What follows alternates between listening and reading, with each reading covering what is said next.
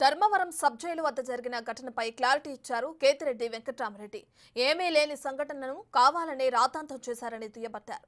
తాము 5 ఏళ్లు అధికారంలో ఉన్నప్పుడు ఇలాంటి ఘటనలు ఎప్పుడూ జరగలేదని గుర్తు చేశారు. తాము తిరిగి అధికారంలోకి రాకనే ప్రతి ఒక్కరి లెక్క సరిచేస్తానని వార్నింగ్ ఇచ్చారు.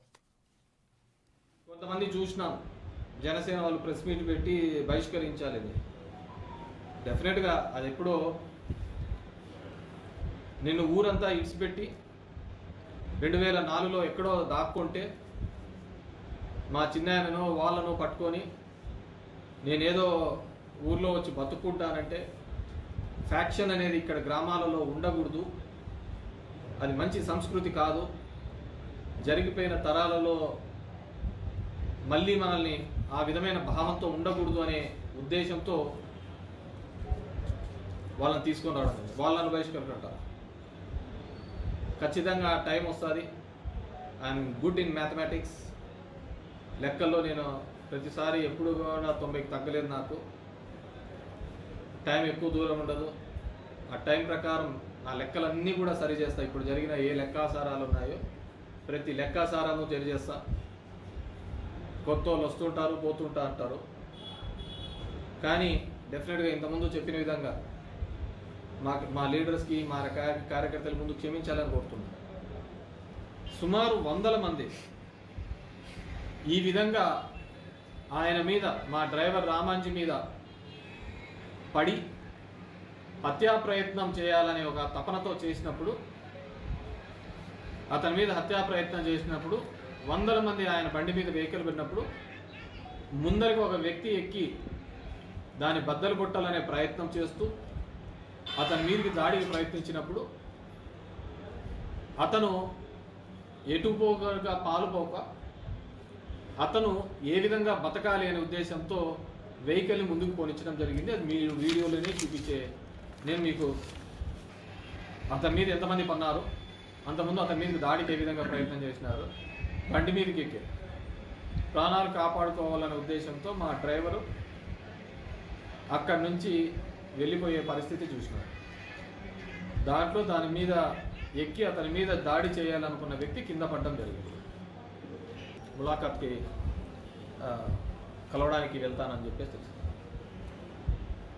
వాళ్ళు అంత త్వరగా అక్కడ ఏమీ లేని సంఘటనకు ఎందుకు ఆ డ్రైవర్ మీద అంతగా దాడికి ప్రయత్నం చేయాలని చూసినారు, ఎందుకు వాళ్ళ మీద పడి చేసిన తర్వాత దాన్ని ఎందుకు అంత పెద్ద సీన్ క్రియేట్ చేయాలని చూసినారు,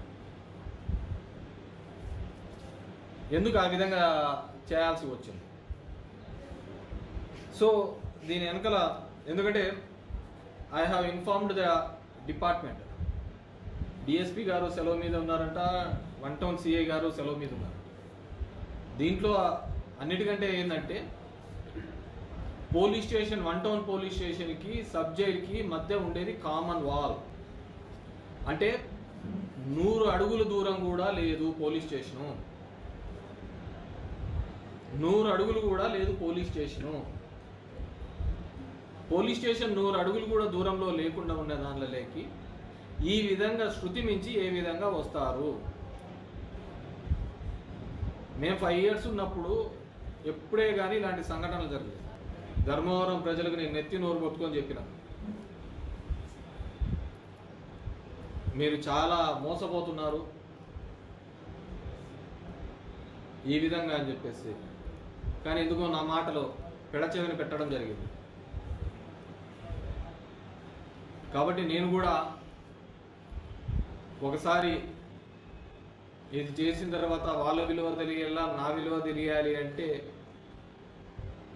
దాని గురించి వచ్చిన సందర్భంలో మాట్లాడదామని చెప్పేసి. అంటే నేను మొన్న జరిగిన సంఘటనలో పెట్టడం, మా వాళ్ళను 307 అక్రమ కేసు పెట్టడమే తప్పు.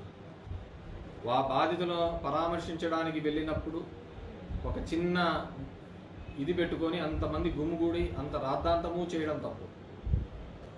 దాని మీద ఈ విధమైన పద్ధతిలో పోవడాన్ని తీవ్రంగా ఖండిస్తున్నాము.